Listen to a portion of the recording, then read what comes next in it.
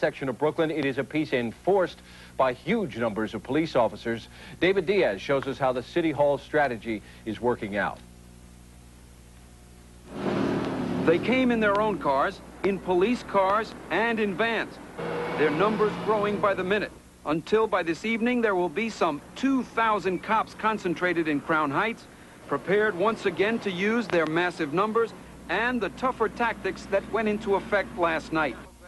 Police Commissioner Lee Brown using a police promotion ceremony to warn the people of Crown Heights that the cops mean business.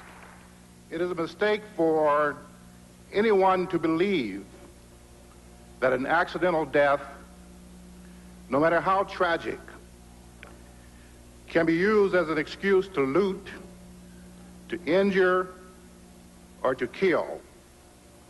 That will not be tolerated. Last night, the Get Tough tactics yielded 86 arrests, more than in the 3 previous nights of disorder combined. This time, cops herded and shadowed the demonstrators wherever they went, controlled their movements through the use of mounted units, and whenever things started to get out of hand, moved in quickly to arrest those allegedly instigating violence. The commissioner credited the new tactics for the relative calm in the area last night, but refused to concede that they should have been adopted sooner. There's a difference between a demonstration and lawlessness. If a person's demonstrating, that's their constitutional guaranteed right. When they break up into what we saw happen the first night, that is the looting and the setting fires of buildings, that is not a peaceful demonstration. So our response was predicated upon what transpired. But many still wonder why the commissioner waited through 2 full days of what, by his own description, was lawlessness before adopting the Get Tough policy. Now, the head of the cops union said the department's policy in the first few days had turned New York's finest into New York's lamest. He noted that some 100 cops had been injured during that time, when he said they were like sitting ducks. Meanwhile, the crackdown has prompted complaints of police brutality. Some people who claim to have been innocent bystanders charging that they were manhandled and even arrested by cops going after demonstrators. Tony, Carol. David, thank you. Thanks, David. Well, Don Williams is live in Crown Heights. He spent the day talking to residents about the future of their neighborhood and whether peaceful coexistence will ever be possible again. It's a good question, Don. Yes, for the past couple of days, I've spent time wandering around the neighborhood there at President and Utica, and I've heard some angry voices, heard people talking of despair, some people plainly afraid of what is going on. But today, as I walked around, I saw some weary faces, people who were disenchanted with the images coming out of their neighborhood that portray them as uncaring and unfeeling on both sides. Tonight, we hear from some people we have yet to hear from.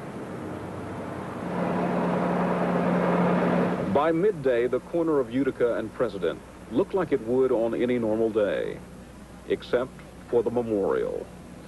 Flowers and messages to the world for little Gavin Cato. But there were still wounds, like the ones hidden beneath the bandage on John Anderson's arm.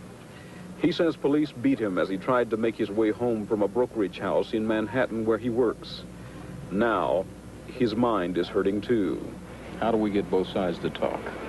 It's kind of hard because we got people that are black that don't want to talk to them, and we got them who don't want to talk to us. Up the street, Yeshaya bin Abraham walks with his young son. His world shattered by the violence, but his hope remains intact. I've always had a deep respect for blacks, and I still do. It doesn't make a difference. This hasn't changed anything. In the background of chaotic scenes are the bedrock of this community. People stunned by one errant moment that stole a life and stole the peace. It's an accident. He wouldn't leave the street driving his truck and to come up on the block to kill this kid. But as we say, the kid was pinned under the cars and the ambulance came and they just walked off and left them there. And this is not fair. And in a window, a message that speaks to the reckless nature of violence.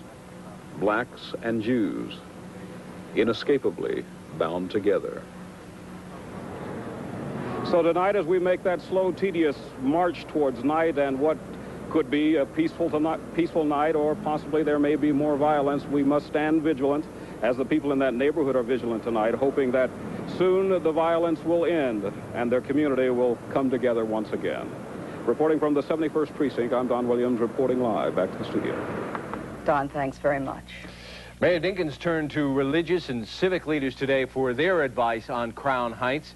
And as Mary Savillo tells us, the mayor has also been relying on input from another group of concerned citizens. We'll give them this, and it's on both sides. That's good. Sean Joe and Keisha Harris are organizing a meeting tonight to convince the kids of Crown Heights that there are better ways to win justice than throwing stones. We want a team of lawyers, you know, black and Latino lawyers, our community lawyers, to come down here, put together a working board and investigate this thing with police officers that this board would identify to help with the investigation. The mayor has been depending on the Crown Heights Youth Collective for help, but today he received promises for a lot more. As the Sabbath begins and Reverend Sharpton plans a march tomorrow, the mayor and 35 religious leaders, black and Jewish, called for peace. Organizations like the NAACP pledged to go to Crown Heights to try to quiet tensions. Protesters tried to disrupt the press conference. We must love and respect our neighbors, regardless of race, creed, or color, or culture. But if sweet talk doesn't work on the streets of Crown Heights, a tougher-talking mayor today said they'll be sorry about agitators who might encourage kids to rampage despite the police crackdown. We have to rely upon what occurs there, use our legal counsel, and if there's a violation determined, we will Let me give you a lay answer to that. If you're suggesting that somebody's out in a group saying to youngsters, yeah, throw those bricks, then I say that's inciting the riot, and they ought to be arrested on the spot. Well, the mayor was also asked about threats by some activists that they'll make a citizen's arrest of the Hasidic driver in this case. The mayor said it depends on how they go about it. We'll have more tonight at 6. Tony. Mary, thank you. Carol. Well, a grand jury has started looking into the Monday night traffic accident which triggered the violence in Crown Heights. That accident saw a car driven by a Hasidic man accidentally strike and kill a black child. Ellen Fleischer tells us what the official police report says about the accident and the ambulances that responded. In response to disturbances in Crown Heights, fueled in part by rumor, the police issued an official chronology based upon 911 records and interviews with police and emergency medical personnel. At 8:21 Monday night, the first 911 call reports a person pinned as a result of a car accident at President and Utica Streets.